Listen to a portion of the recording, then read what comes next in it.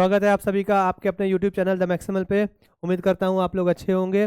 तो आज हम लोग एलिमिनेशन मेथड का सब टाइप में 5वें तक पहुँच गए हैं। ठीक है, मैंने आपको पहले भी बताया था कि एलिमिनेशन बहुत इंपॉर्टेंट टॉपिक है, बहुत इंपॉर्टेंट मेथड है। ठीक है, इसके बाद क्रॉस मल्टीप्लिकेशन हुआ करता था लेकिन वो अब सिलेबस से हट गया है। ठीक है, तो एलिमिनेशन इतना इंपॉर्टेंट क्यों है, एलिमिनेशन पे इतने ज़्यादा टाइप क्यों पढ़ रहे हैं हम लोग। देखो, ये सारे टाइप आपको दिख रहा होगा कहीं ना कहीं डिफ़िकल्ट है। अगर इन्हीं को हम सब्स्टिट्यूशन से करेंगे या इन्हीं को हम ग्राफिकल मेथड से करेंगे तो थोड़ा सा लेंदी भी हो जाएगा और डिफ़िकल्ट भी हो जाएगा। तो एलिमिनेशन इसलिए भी इम्पॉर्टेंट है क्योंकि ये बड़े बड़े क्वेश्चनों को बहुत आसानी से कर देता है। यहीं आपका आगे जब वर्ल्ड प्रॉब्लम आप पढ़ोगे तो वर्ल्ड प्रॉब्लम में भी देखोगे कि डिफ़िकल्ट डिफ़िकल्ट वर्ल्ड प्रॉब्लम में जब हम सॉल्व करेंगे तो एलिमिनेशन लगाएंगे तो वो आसानी से सॉल्व हो जाएंगे। और यही नहीं, 11th 12th आगे आप ग्रेजुएशन वगैरह जब पढ़ोगे तो भी एलिमिनेशन आपके बहुत काम आने वाला है। ठीक है, तो इसलिए एलिमिनेशन पे इतना जोर दिया जा रहा है। ठीक है, उम्मीद करता हूँ पीछे के लेक्चर्स आप लोगों ने देखे होंगे और देखे होंगे, ध्यान से देखे होंगे, तभी आगे के लेक्चर्स आपको समझ में आएंगे।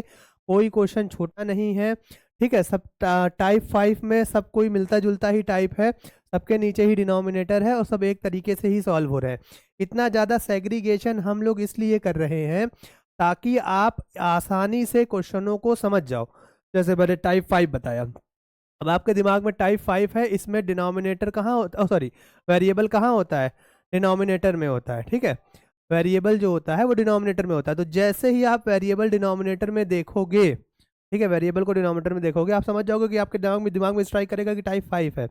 और टाइप 5 को कैसे सॉल्व करना है, वही पी क्यू या यू वी लेट करके आपको सॉल्व करना रहता है। ठीक है, तो इसलिए बहुत ध्यान से बहुत तरीके से आप समझिएगा। ठीक है, मैं आपको पहले भी बता चुका हूँ एग्जाम के पॉइंट ऑफ व्यू से बहुत इंपॉर्टेंट चीज़ है। ठीक है, चलो हम लोग इसको भी सॉल्व करेंगे। हमारे पास टाइप 5 का, देखो यहाँ पे टाइप 5 का ई वाला पार्ट आ गया है। ठीक है, टाइप 5 का ई वाला पार्ट आ गया है। अब टाइप 5 के ई वाले पार्ट में आपको दिख रहा होगा कि अभी तक सिर्फ एक्स और एक्स या वाई ही डिनोमिनेटर में आता था।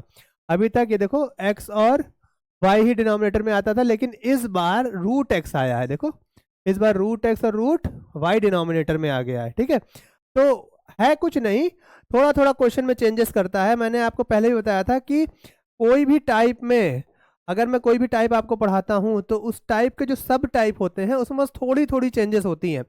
जो बेसिक मेथड होता है, जो बेसिक मेथड होता है वो एज इट इज सॉल्व होता है। ठीक है, बेसिक मेथड वही होता है। ठीक है, वही बेसिक मेथड लगाना होता है, थोड़े थोड़े बदलाव होते हैं, बस स्टार्टिंग में उस बदलाव को चेंज करके जनरल जनरल आपका इक्वेशन जब बन जाता है तो आपका वही बेसिक फॉर्मूला लगता है। ठीक है, तो चलिए यहाँ भी शुरू करते हैं। जैसा कि आपको मालूम है टाइप 5 में हम लोग क्या करते हैं, लेट करते हैं। ठीक है, पीछे के चैप्टर्स, आप पीछे के लेक्चर्स जरूर से, फिर से मैं आपको याद दिला रहा हूँ, पीछे के लेक्चर्स जरूर से पढ़ के आइएगा, बहुत ध्यान से पढ़िएगा। ठीक है, क्योंकि सॉल्विंग इतनी छोटी नहीं है। ठीक है, सॉल्विंग काफ़ी ज़्यादा बड़ी हो जाती है, पूरा पूरा बोर्ड भर जाता है। ठीक है, आपकी कॉपी के एक एक दो दो पेज भर जाएंगे, तो इसलिए सॉल्विंग को बहुत ध्यान से समझिएगा, अपनी बेसिक स्ट्रांग रखिएगा। चलो लेट कर लो। अब देखो हमारे पास पहले 1/x हुआ करता था या 1/y हुआ करता था, उसको हम लोग p और q लेट कर लेते थे। अब हमारे पास क्या है, 1/√x है तो उसको हम p लेट कर लेंगे, 1/√y है तो उसको हम q लेट कर लेंगे। ठीक है, तो जैसा दिया है वैसा लेट कर लेंगे। इस बार 1/√x दिया है तो इस बार 1/√x को p लेट कर लेंगे और 1/√y को q लेट कर लेंगे। ठीक है, तो लेट कर लो, 1/√x को p लेट कर लो और 1/√y को q लेट कर लो। अगर आप डायरेक्ट इस लेक्चर को देख रहे हैं तो हो सकता है आपको कम समझ में आए, इसलिए पीछे के लेक्चर जरूर देख लीजिएगा। ठीक है, अब पहली इक्वेशन लिखो। Now 2/√x plus 3/√y is equals to 2। तो 2 ये 1/√x है प्लस 3 1/√y है इज इक्वल्स टू 2। क्या मैं लिख सकता हूँ कि नहीं लिख सकता हूँ इस तरह? देखो वही बात हो गई, सब कुछ वैसे ही कर रहे हैं हम लोग।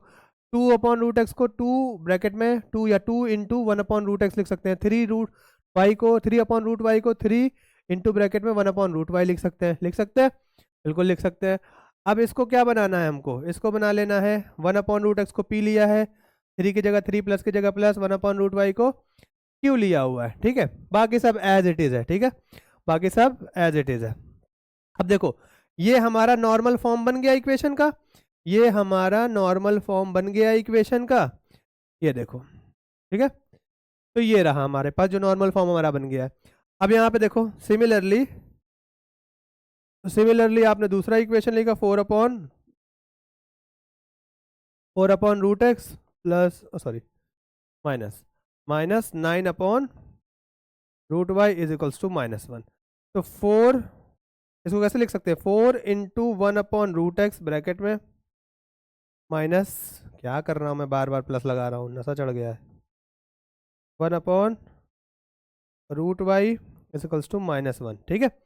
अब यहाँ ध्यान दो बच्चों, भाई यहाँ ध्यान दो, 1/√x को क्या लिख सकते हैं, p माइनस फिर 9 1/√y को q -1। तो यहाँ ध्यान दो, ठीक है। ये हो गया आपका इक्वेशन सेकेंड, ये हो गया आपका इक्वेशन फर्स्ट। नॉर्मल इक्वेशन बनते ही इक्वेशन सेकेंड और फर्स्ट कर लीजिएगा। इसके बाद आप जानते हैं इसको कैसे सॉल्व करना है। इक्वेशन 1 में देखिए और इक्वेशन 2 में देखिए, हम क्या मल्टीप्लाई कर देंगे कोफिशिएंट सेम हो जाए। जैसे ही नॉर्मल इक्वेशन बनती है आप बेसिक मेथड पे चले जाएंगे। नॉर्मल इक्वेशन बनते ही आप कहाँ चले जाएंगे, बेसिक मेथड पे चले जाएंगे। अब देखो अगर मैं तुमको ये दिखाऊं, क्या देखो, 4 पी के साथ 4 है, पी के साथ 2 है, तो अगर पहले कोफिशिएंट को मुझे वेरीफाई कोफिशिएंट को मुझे इक्वल करना है, कोफिशिएंट को मुझे इक्वल करना है, और अगर मैं पी को इक्वल करना चाहता हूँ, ठीक है, नॉर्मल इक्वेशन बनने के बाद सबसे पहला काम है कोफिशिएंट को इक्वल करना, ठीक है। देखो मैं एक बात को कई बार रिपीट इसलिए करता हूँ ताकि तुम्हारे दिमाग में बैठ जाए, ठीक है। तो देखो यहाँ पे p के साथ 4 है, यहाँ पे p के साथ 2 है, तो अगर मैं इस पहली इक्वेशन को 2 से मल्टीप्लाई कर दूंगा तो यहाँ पे 4 आ जाएगा, 2 × 2 4 हो जाएगा। देखो कोफिशिएंट सेम हो गया, ठीक है, 4 4 आ जाएगा। वहीं पे अगर मैं q को देख रहा हूँ, यहाँ पे q को देख रहा हूँ 9 है, और यहाँ q को देख रहा हूँ 3 है। तो अगर मैं नीचे वाली इक्वेशन में q को बैलेंस करना चाहता हूँ, q का कोफिशिएंट बराबर करना चाहता हूँ, तो मैं नीचे वाली इक्वेशन को 3 से मल्टीप्लाई कर दूंगा तो यहाँ पे 9 आ जाएगा, ठीक है। तो मैं वही करने वाला हूँ, यहाँ लिख देता हूँ मल्टीप्लाई इक्वेशन फर्स्ट, मैं q को बैलेंस कर रहा हूँ, ठीक है, q का कोफिशिएंट सेम कर रहा हूँ। इक्वेशन 1/3 से मल्टीप्लाई करेंगे इक्वेशन 1 को, तो 3 × 2p + 3q = 2, इधर भी 3, ठीक है, इधर भी 3 मल्टीप्लाई होगा, इधर भी 3 मल्टीप्लाई होगा, ये सब आप लोग जानते हैं। 6p के 9q = 6, इक्वेशन थर्ड, ठीक है। अब ध्यान दो, पहला दूसरा और तीसरा तीनों इक्वेशन में आप देखो कि कौन से इक्वेशन का कोफिशिएंट सेम हो रहा है। तो दूसरी वाली का q का कोफिशिएंट 9 है, तीसरी वाली का q का कोफिशिएंट 9 है, तो हम इन्हीं को सॉल्व करेंगे। Solve equation second and third, चलो फटाफट। 6p + 9q = 6, ठीक है, और ऊपर देखो 4p - 9q = -1, ठीक है। मैंने p को क्यों बैलेंस नहीं किया, q को क्यों किया है, q को इसलिए किया है ताकि देखो यहाँ पे हमें ऑलरेडी साइन अपोजिट दिख रहा था, इधर प्लस है q के साथ, इधर माइनस है q के साथ, तो मुझे साइन चेंज नहीं करना पड़ेगा, इसलिए मैंने q को प्रेफरेंस दी पहले, ठीक है। अब यहाँ देखो ये ऑलरेडी कट गया, प्लस माइनस कैंसिल हो गया, प्लस प्लस प्लस होता है, यहाँ पे 10p आ गया, ठीक है, प्लस माइनस माइनस होता है, साइन बड़े का लगेगा, 6 में से 1 जाएगा, 5 बचेगा, साइन बड़े का लगेगा तो 6 प्लस में, तो 5 प्लस में आ गया है। p के साथ 10 मल्टीप्लाई में है, इधर आएगा तो डिवाइड में हो जाएगा, कट जाएगा, ये 1/2 आ जाएगा, ठीक है। तो p की वैल्यू हमारे पास 1/2 आ गई। क्या हमको p की वैल्यू निकालनी है, नहीं निकालनी है, हम क्या करते हैं, इक्वेशन को सॉल्व करते हैं। सॉल्व करने का मतलब क्या है, सॉल्व करने का मतलब क्या है, सॉल्व करने का मतलब है कि हमें x और y की वैल्यू चाहिए, ठीक है। तो देखो p आ गया तो कोई दिक्कत वाली बात नहीं है। p को हमने क्या लिया हुआ था, देखो यहाँ पे हमने p को लिया हुआ था 1/√x लिया हुआ था। p को क्या लिया हुआ था बेटा, इस चीज़ को ध्यान देना, हमेशा लेट की हुई वाली चीज़ों पे वापस आते हैं हम, ठीक है, हमेशा लेट की हुई चीज़ों पे वापस आते हैं, आदमी घूम फिर के अपने घर वापस आता है, ठीक है। तो ये रहा तुम्हारा घर। चलो p की वैल्यू कितनी है हमारे पास, 1/2,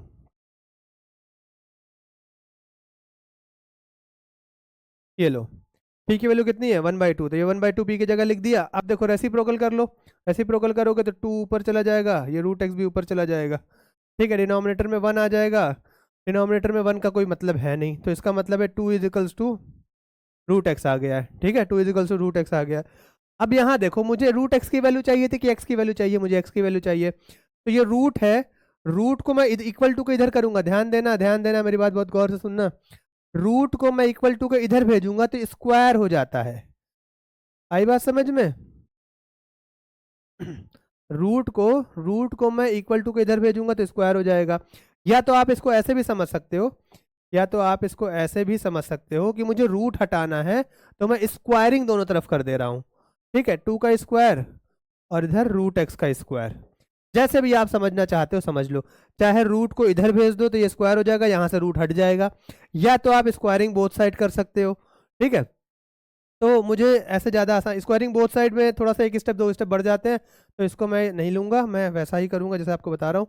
रूट को आप इधर भेज दोगे तो ये स्क्वायर हो जाएगा, ये एक्स बचेगा। ठीक है, रूट उधर जा चुका है, 2 का स्क्वायर 4, तो एक्स की वैल्यू कितनी आ गई अपने पास? एक्स की वैल्यू आ गई 4।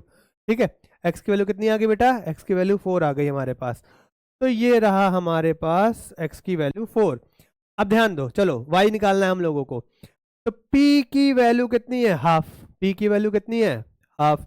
अब इस p की वैल्यू को हम चाहे इक्वेशन फर्स्ट सेकंड थर्ड किसी में भी रख देंगे, हमें q निकालना पड़ेगा, और जब q आ जाएगा तो फिर ये वाला जो हमने लेट किया था उसको लगा करके हम y निकाल लेंगे। तो चलो पहले इक्वेशन में पुट कर दो, put the value of p on equation first. ठीक है, p को कहाँ पुट करना है?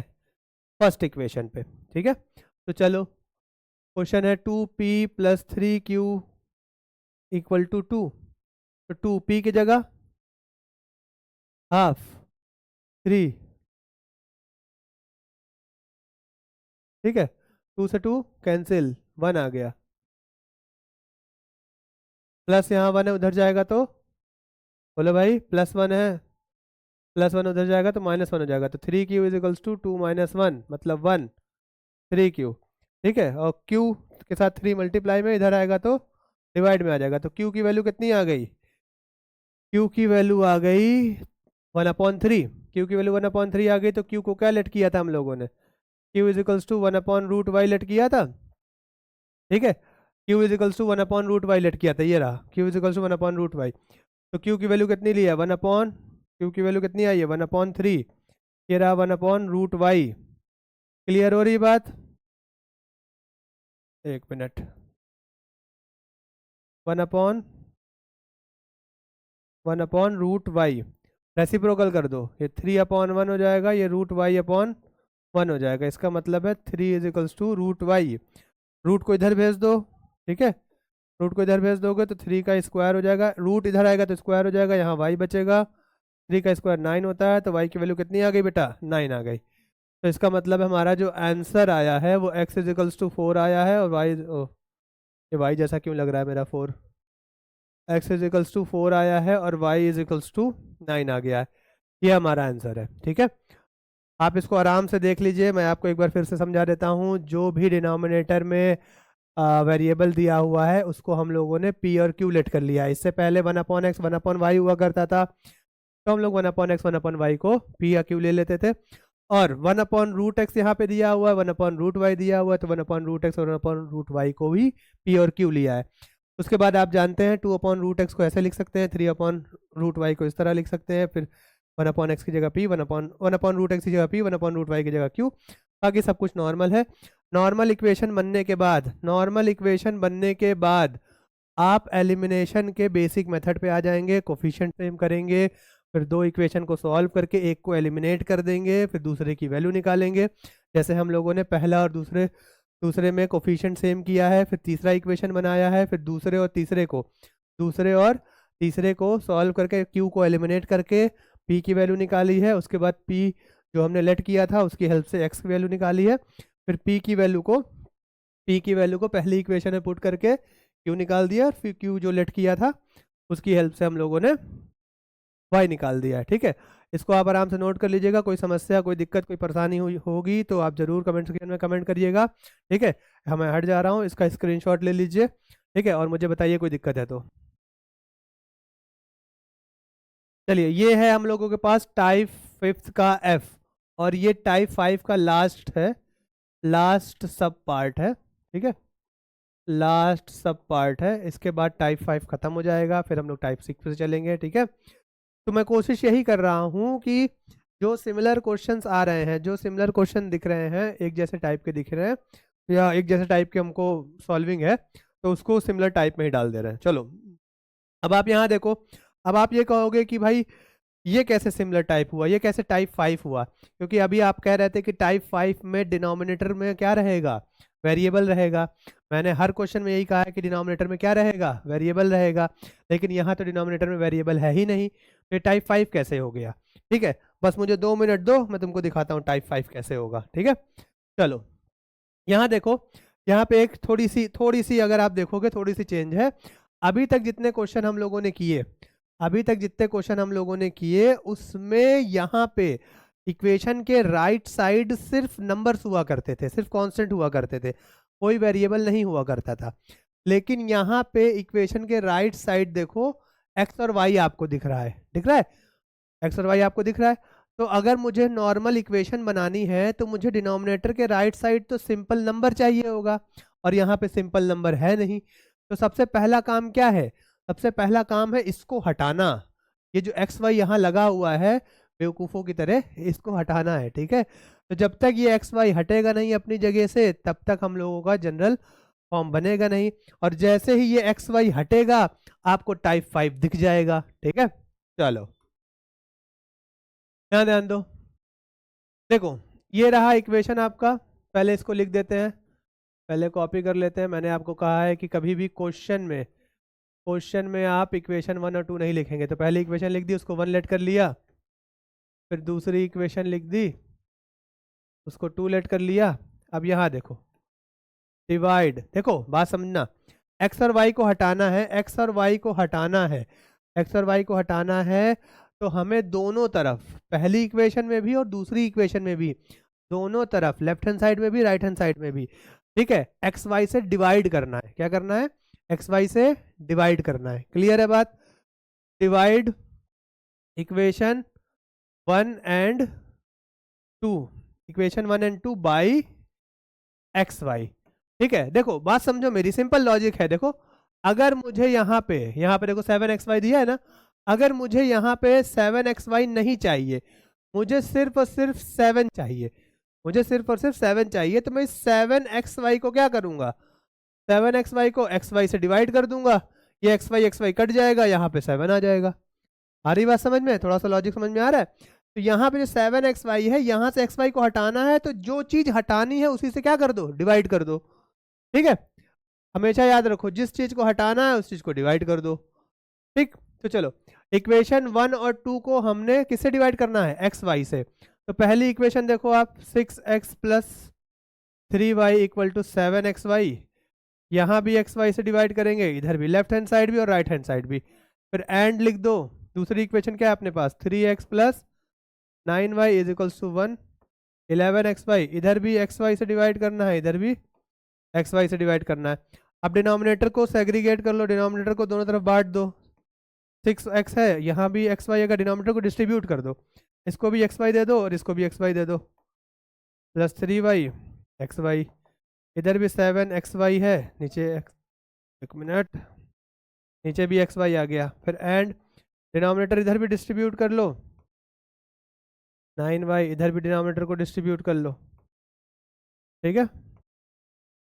क्लियर है बात, y से y कैंसिल, x से x कैंसिल, xy से xy कैंसिल, x से x कैंसिल, ठीक है, y से y कैंसिल, xy से xy कैंसिल, दिख रहा है, ठीक है, मेरे ख्याल से आपको दिख रहा होगा। फिर से देख लो, x से x कैंसिल, y से y कैंसिल, xy से xy कैंसिल, x से x कैंसिल, y से y कैंसिल, xy से xy कैंसिल, ठीक है। तो क्या क्या बच गया देखो, 6/y बच गया, ठीक है, प्लस 3/x बच गया, यहाँ 7 आ गया, एंड यहाँ देखो 3/y बच गया, 9/x बच गया, 11 बच गया, ठीक है, 11 बच गया।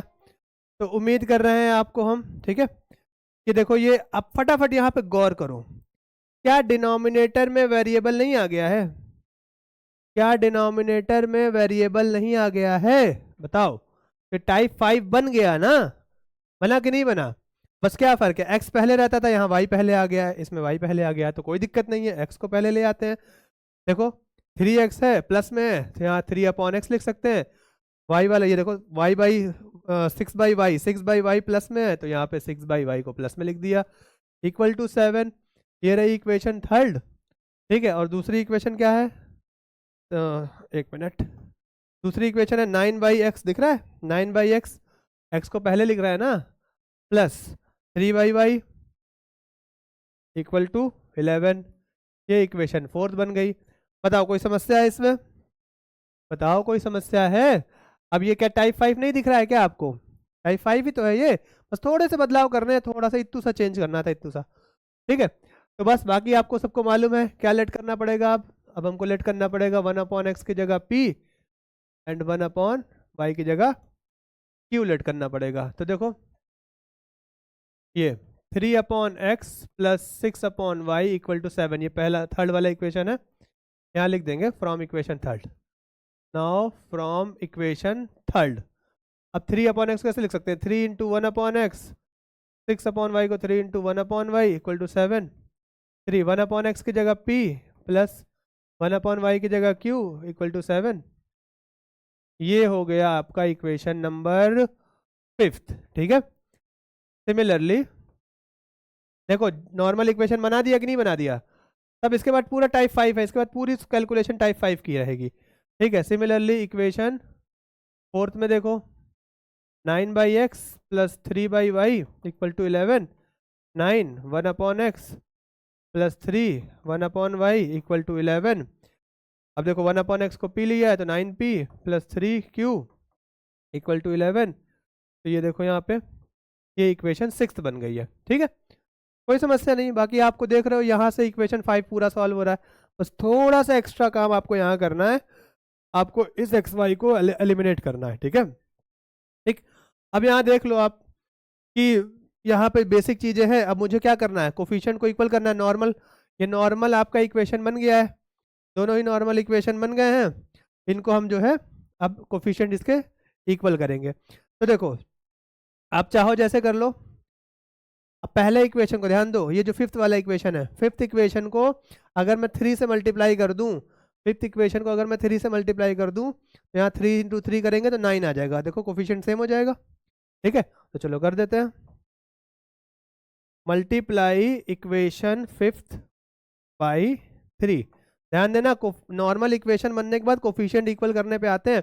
तो हमें दिख रहा है कि अगर मैं इस वाली इक्वेशन को 3 से मल्टीप्लाई कर दूंगा तो यहाँ 9 बन जाएगा, या तो नीचे वाली इक्वेशन में देखो q की जगह 3 है तो और यहाँ पे q की जगह 6 है, तो अगर मैं नीचे वाली इक्वेशन को 2 से मल्टीप्लाई कर दूंगा तो यहाँ पे q बराबर हो जाएगा। और सर नीचे वाली इक्वेशन को 2 से मल्टीप्लाई कर दूंगा, नीचे वाली इक्वेशन को 2 से मल्टीप्लाई कर दूंगा तो यहाँ पे 6 आ जाएगा और कोफिशिएंट दोनों का q का कोफिशिएंट सेम हो जाएगा। लेकिन इस बार हम लोग p का कोफिशिएंट सेम कर रहे हैं, आपको मर्जी आप q का कर रहे हैं, आप q का कर लीजिए, कोई समस्या नहीं है।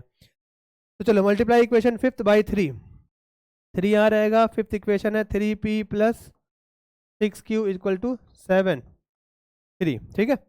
अब 3 इंटू 3 9p, 3 इंटू 6 कितना होगा 18q, 7 इंटू 3 21।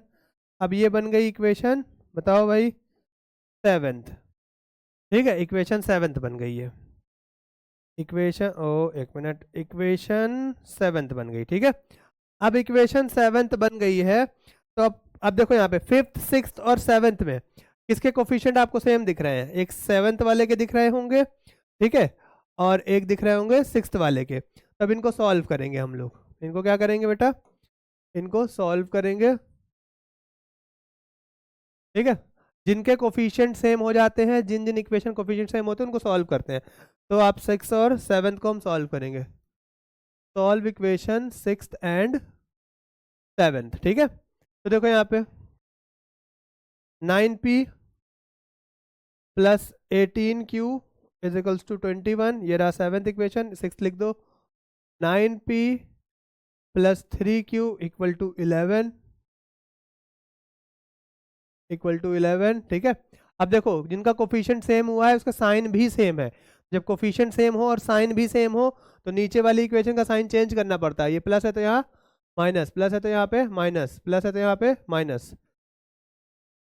ठीक है, चलो यहाँ ध्यान दो, माइनस दिख रहा होगा। अब ये कैंसिल हो गया, प्लस माइनस खत्म, प्लस माइनस माइनस, तो 18 में से 3 गया कितना आएगा 15 क्यू। ठीक है, प्लस माइनस माइनस, ठीक है, तो 0 और 1 ये 10 आ गया, 10 आ गया। ठीक है, अब क्यू के साथ 15 मल्टीप्लाई में इधर आएगा तो डिवाइड में हो जाएगा। ठीक है, काट लो इसको, ये आएगा 2/3, 5 से काटो, 5 2 जा 5 3 जा, तो 2/3। तो आप क्यू की वैल्यू कितनी आ गई है 2/3 आ गई है, क्यू की वैल्यू 2/3 आ गई है। क्या हमको क्यू निकालना है? नहीं, हमको क्या निकालना है, हमको एक्स और वाई निकालना है। तो क्यू को क्या लेट किया था हमने, कहाँ गया लेट वाला, भाई लेट वाला किधर गया, हाँ ये रहा, ये रहा लेट वाला। ठीक है, तो क्यू को हमने 1/y लेट किया था, तो क्यू इज इक्वल्स टू क्या आता है 1/y है।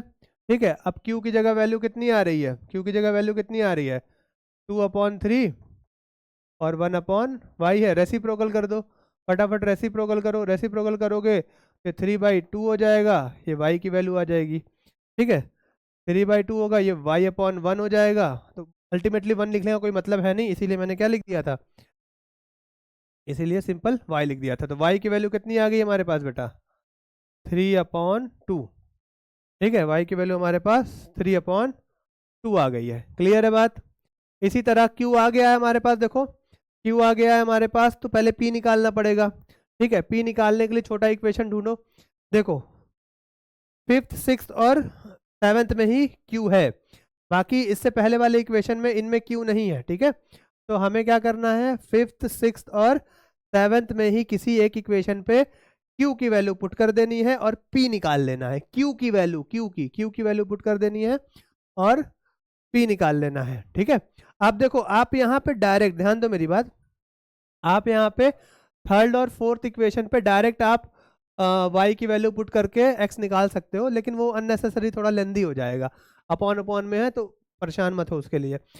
5th और 6th और 7th किसी एक में पुट कर लो, लिखो put the value of y on, नहीं y नहीं sorry p, put the value of p on equation 5th, 5th से पुट कर रहा हूँ मैं, 3p + 6q = 7। अब यहाँ ध्यान दो 6q, q की वैल्यू कितनी है बेटा 2/3, 2/3 7। ठीक है, तो यहाँ देखो 3 1 जा 3 2 जा, ठीक है कट दिया, और 2 × 2 कितना आ जाएगा बेटा, एक मिनट, ये 2 आया है। ठीक है, 2 × 2 कितना आ जाएगा 4, तो 3 पे एज इट इज है, प्लस की जगह प्लस है, 2 × 2 4 हो गया, यहाँ 7 है, 3p +4 है उधर जाएगा तो -4 हो जाएगा, तो 3p = 7 - 4 कितना आया 3 आ जाएगा। और यहाँ जब 3 आ जाएगा, देखो यहाँ जब 3 आ जाएगा तो p के साथ ये 3 मल्टीप्लाई में इधर जाएगा तो डिवाइड में हो जाएगा, 3/3 1 आ गया, तो p की वैल्यू कितनी आ गई बेटा 1 आ गई, p की वैल्यू कितनी आ गई 1 आ गई। ठीक है, p की वैल्यू 1 आ गई है। ठीक है, हमें p की वैल्यू चाहिए नहीं, हमें चाहिए x की वैल्यू, तो थोड़ी सी जगह यहाँ खाली है, मैं इसको यूटिलाइज कर ले रहा हूँ। तो देखो p की वैल्यू 1 आई है हमारे पास, p की वैल्यू 1 आई है, तो लेट क्या किया था p = 1/y लेट किया, 1/x लेट किया था, p = 1/x लेट किया था, p की जगह 1 पुट कर दिया, ये 1/x है, रेसिप्रोकल करोगे 1 के नीचे 1 है, रेसिप्रोकल करोगे तो 1/1 ही आएगा।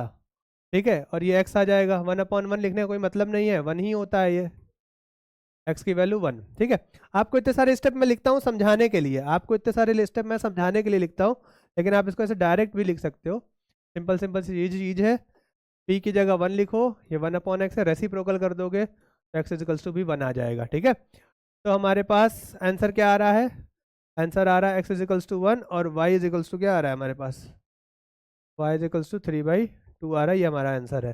ठीक है, उम्मीद करता हूँ आपको कोई दिक्कत परेशानी नहीं हुई होगी। ठीक है, कोई समस्या नहीं हुई होगी, इतना आप लोग देख रहे हैं थोड़े कितने बड़े क्वेश्चन हो रहे हैं धीरे धीरे करके, अब आगे वाले टाइप और बड़े होंगे। ठीक है, इसीलिए मैं आपसे बार बार कह रहा था कि अपनी बेसिक स्ट्रॉन्ग कर लो, अपनी बेसिक स्ट्रॉन्ग कर लो, बेसिक स्ट्रॉन्ग करना बहुत ज़रूरी है। इनमें से कोई भी चीज आपको ना समझ में आ रही हो तो आप कमेंट सेक्शन में कमेंट करिएगा।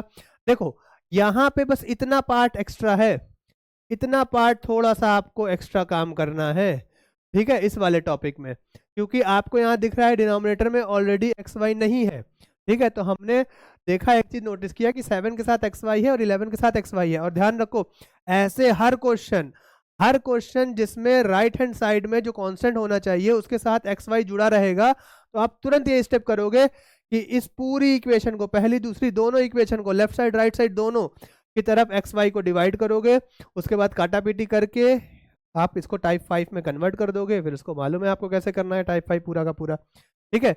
इसको नोट करो, अगर कोई दिक्कत परेशानी होगी तो कमेंट सेक्शन में कमेंट करिएगा। उम्मीद करता हूँ आपको ये लेक्चर पसंद आया होगा, ठीक है। और इसके बाद देखते हैं क्या हो सकता है, पहले आप इतना नोट कर लीजिएगा, और जैसे जैसे हम लोगों के लेक्चर आगे बढ़ेंगे और क्वेश्चन डिफिकल्ट होते जाएंगे, ठीक है, नोट करो।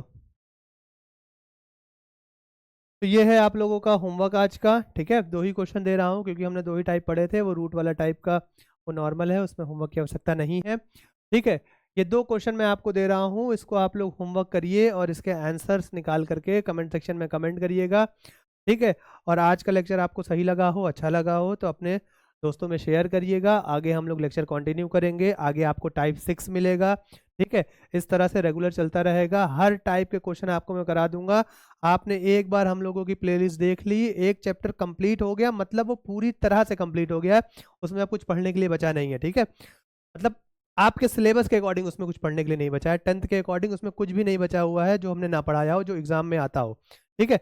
तो ये आपका होमवर्क है, इसको ईमानदारी से करिएगा। कोई समस्या आए तो हमें कमेंट सेक्शन में कमेंट कर दीजिएगा। थैंक यू सो मच, मिलते हैं अगले लेक्चर में।